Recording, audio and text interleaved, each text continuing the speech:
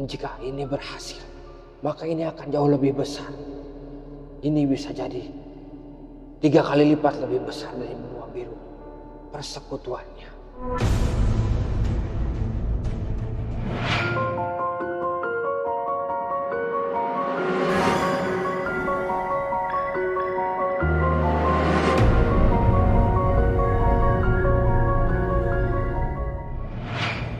Assalamualaikum warahmatullahi wabarakatuh.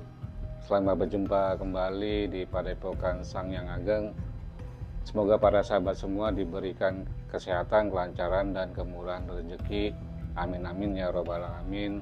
Pada kesempatan kali ini saya akan menelusuri sisi gaib tujuan Indonesia menjadi anggota BRICS.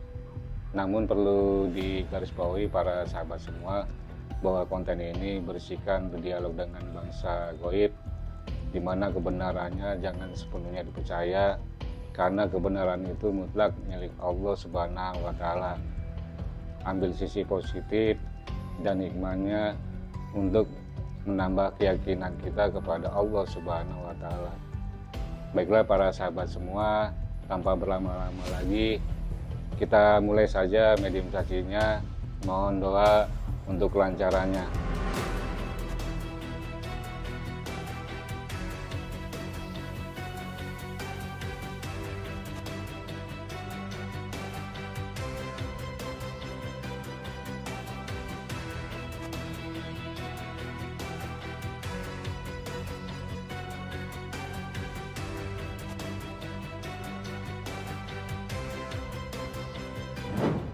Assalamualaikum Sampurasun. Selamat malam. Selamat malam. Kalau boleh tahu ya, ini dari golongan bangsa apa ya? Jin. Kalau boleh tahu asalnya dari mana ya? Saya yang ditugaskan mendampingi beliau, Siapa itu beliau? Pak Prabowo. Oh, Bapak Presiden Prabowo ya? Ya, benar sekali. Kamu sudah lama ikut mendampingi beliau?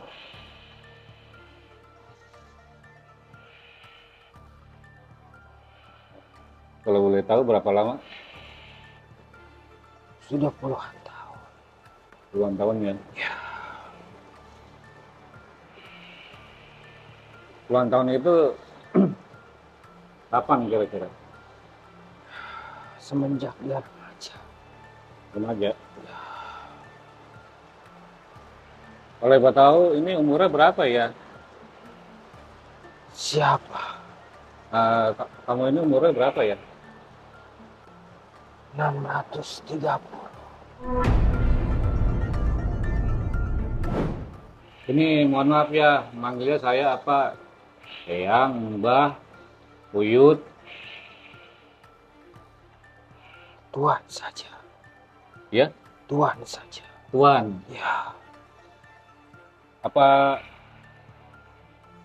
kamu ini punya nama Tuan? punya. Siapa namanya? Srijaya. Siapa? Srijaya. Kamu ini wujudnya apa ya? Kalau boleh tahu. Manusia setengah singa. Jadi gini ya Tuan ya. Kamu kan yang mendampingi ya Bapak Presiden Prabowo Subianto ya. Betul. Itu kamu kemana-mana ngikut ya? Ya, karena saya ditugasi untuk mendampingi beliau. Berarti kamu sering ke luar negeri kan? Ngikut. Ya, ikut. Indonesia ini kan melalui Presiden Bapak Prabowo ini ya, akhir-akhir ini ikut bergabung sama yang namanya anggota BRICS tuh. BRICS itu artinya aliansi negara timur ya. Apa Tuan mengetahui? Saya kurang mengetahui. Saya kasih kurang mengetahui. Ya, karena beliau sering berkunjung atau mendatangi perkumpulan-perkumpulan manusia di luar sana. Jadi saya tidak bisa memastikan salah satunya yang mana. Jadi anggota BRICS ini negara di timur ya, anggotanya itu Rusia. Tepatnya pernah di mana? Negara South Afrika. Benua hitam ya. Iya. Ya. Beliau pernah 3 kali ke sana. 3 kali ya? Ya, 3 kali berkunjung. 3 kali berkunjung. Ya, ke benua hitam sana. Nah, di situ ada siapa aja tuh, Mbak? Ya, beliau bertemu orang-orang di sana. Banyak, ada beberapa orang. Perwakilan-perwakilan dari negara-negaranya masing-masing. Itu apa yang dibicarakan itu? Kerjasama. Kerjasama. Ya, di semua bidang. Kira-kira ya tujuan Pak Prabowo nih ikut jadi anggota negara BRICS. Yang baru-baru ini ya, Ya, baru-baru ini. menggalang kekuatan. Kekuatan apa? Ekonomi. Terus? Kerjasama di bidang kelautan. Militer. Dan juga sumber daya manusia. Oh gitu. Ya, banyak yang dibahas di sana.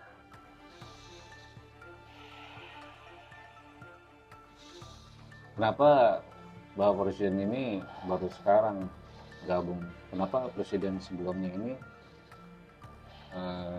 dulu belum bisa bergabung? Presiden sebelumnya. Ya, kalau Prabowo karena emang dia baru sekarang diberikan kekuasaan untuk memerintah atau memimpin negaranya. Kalau dulu dia tidak punya kekuatan. Dulu dia hanya memberikan ide-idenya saja. Hanya saja. Pertimbangan-pertimbangan penguasa terdahulunya mungkin belum sekuat sekarang. Terlalu banyak pertimbangan dan terlalu banyak ketakutan.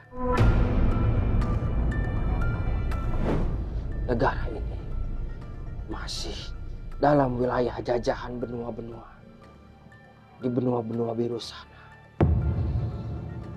Dalam segi semuanya. Kenapa Pak Presiden ini ya Prabowo nekat gitu, berani mengambil keputusan ikut anggota BRICS? Karena dia yakin negara-negara di Asia atau di wilayah negara-negara terdekatnya bisa juga mampu saling menopang tanpa mengandalkan dari penguasa-penguasa benua biru sana. Karena selama ini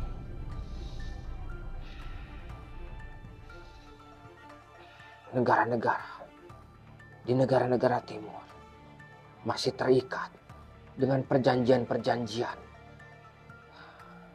kenegaraannya yang dipegang oleh mereka-mereka yang ada di benua biru sana. Masih terikat kontrak. Jadi yang di benua-benua timur mereka tidak berani karena perjanjiannya.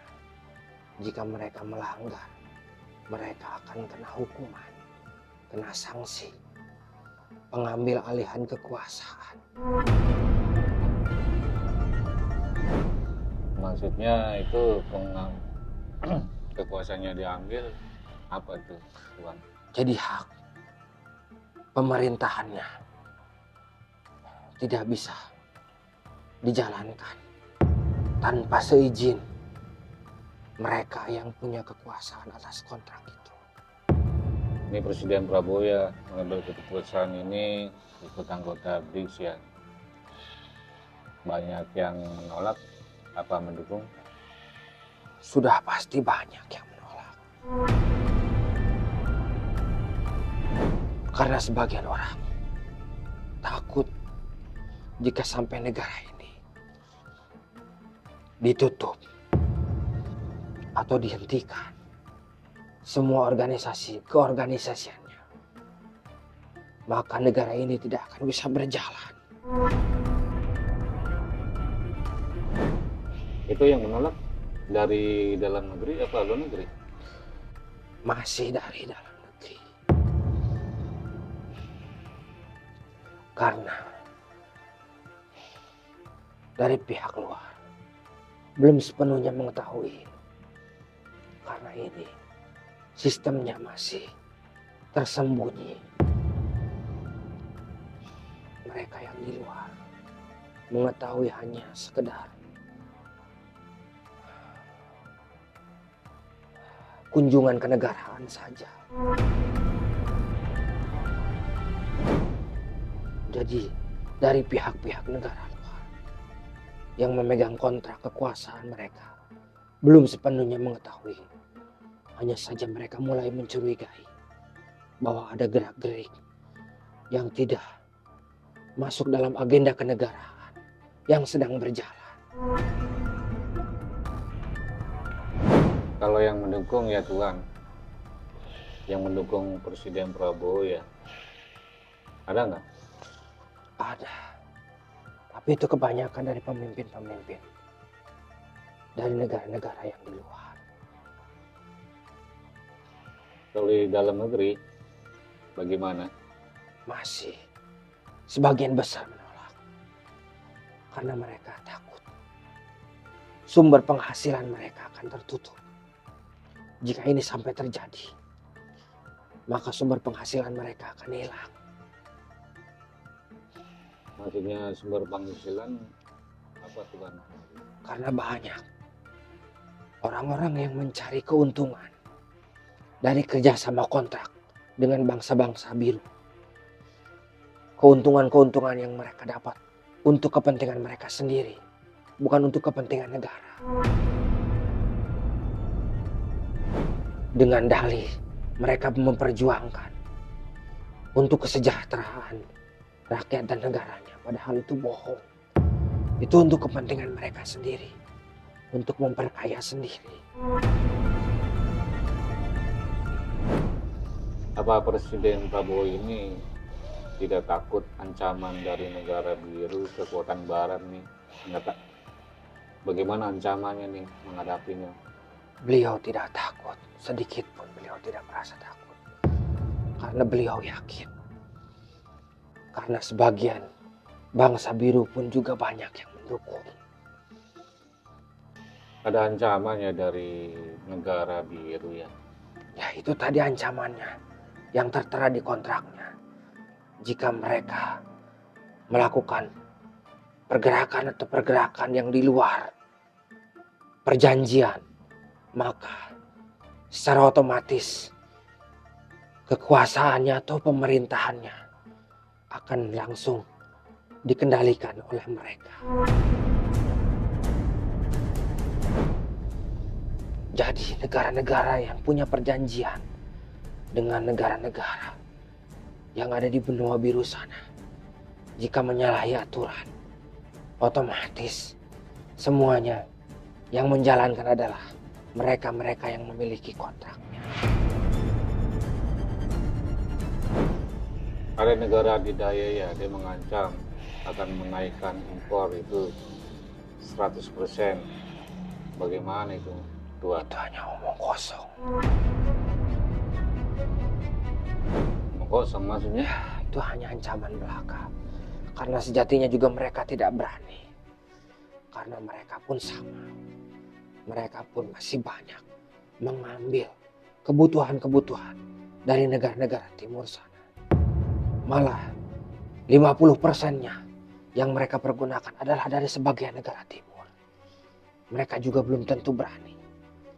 Karena mereka meyakini bahwa mereka punya kekuasaan atas kontrak-kontrak negaranya.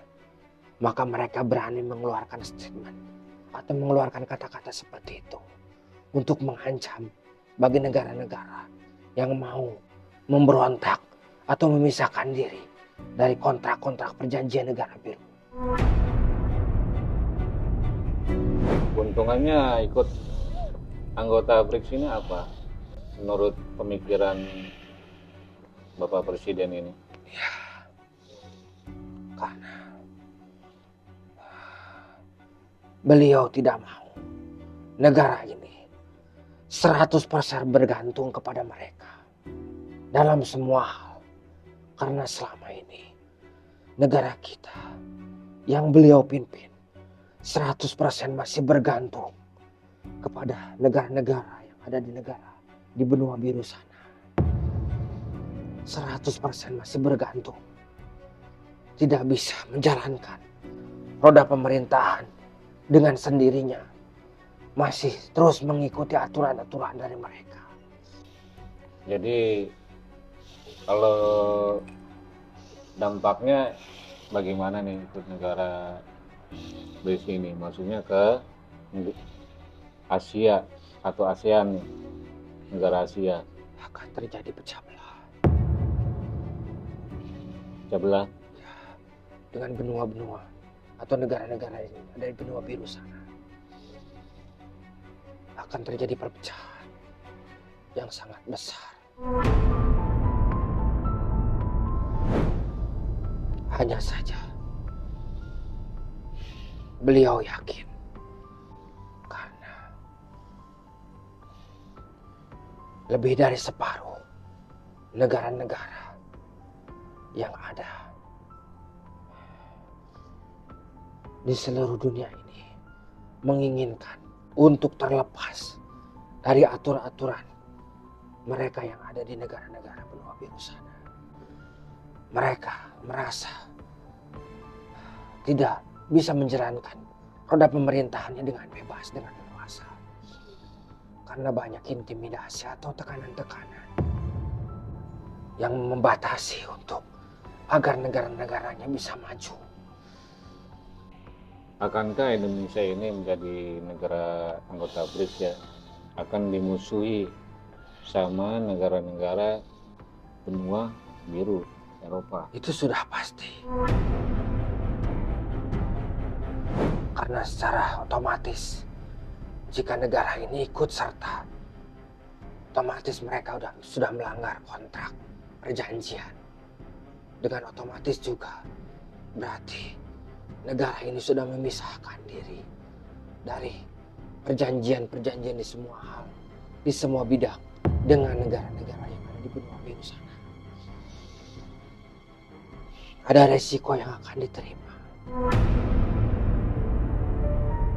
Jika perjanjian ini berhasil dan support-supportnya itu nyata dari semua negara-negara yang ada di benua-benua sana,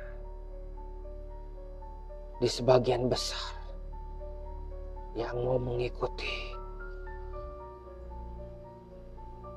kemerdekaan, hak dan pendapat untuk mengurusi negara-negara, mereka-mereka yang merasa selama ini ditindas dan tidak bisa menjalankan roda-roda atau perputaran-perputaran negaranya dengan leluasa, mereka otomatis akan mendukung. Dan jika ini berhasil, maka ini akan jauh lebih besar. Ini bisa jadi 3 kali lipat lebih besar dari benua biru persekutuannya. Maksudnya lebih besar itu bagaimana 3 kali lipat itu? Kekuatannya. Kekuatan dalam hal? Dalam semua bidang. Maka jika ini sampai terjadi, ada kemungkinan besar negara biru akan menjadi negara yang kebalikannya. Mereka akan menjadi negara yang dijajah pemerintahannya oleh negara aliansi yang dari timur dan sekutu-sekutunya. Dan jika ini perkumpulannya sampai terjadi atau nyata, maka ini adalah titik awal kebangkitan negara-negara di Asia atau di benua merah yang jauh akan lebih besar dibandingkan dengan benua biru yang ada di benua di seberang sana. Ya, ini pertanyaan terakhir ya Mbak ya. Apa pesan-pesan yang mau disampaikan ya? Apapun yang dilakukan oleh beliau itu semata-mata untuk kesejahteraan negaranya, untuk kekuatan negaranya, untuk kesinambungan negaranya, bukan untuk dirinya pribadi. Karena beliau juga sudah tahu banyak kebusukan-kebusukan yang terjadi di dalam dengan adanya perjanjian-perjanjian itu. Banyak penggerogotan yang terjadi yang jauh lebih besar daripada untuk mensejahterakan atau untuk memulihkan ekonominya sendiri.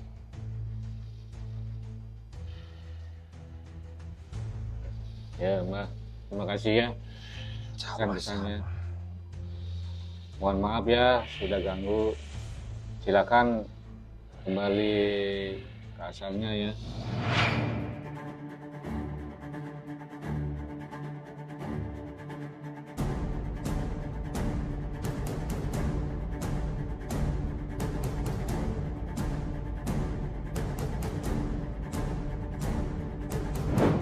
Demikian tadi para sahabat semua hasil mediumisasinya. Perlu digarisbawahi para sahabat bahwa konten ini berisikan berdialog dengan makhluk gaib, di mana kebenarannya itu jangan sepenuhnya dipercaya, karena kebenaran mutlak itu milik Allah Subhanahu wa Ta'ala. Ambil sisi positif dan hikmahnya untuk menambah keyakinan kita kepada Allah Subhanahu wa Ta'ala. Terima kasih yang sudah nonton channel Padepokan Sang Yang Ageng. Dukung terus agar kami bisa membuat konten-konten yang bermanfaat. Jangan lupa subscribe, komen, dan like. Sekian dari kami. Wassalamualaikum warahmatullahi wabarakatuh.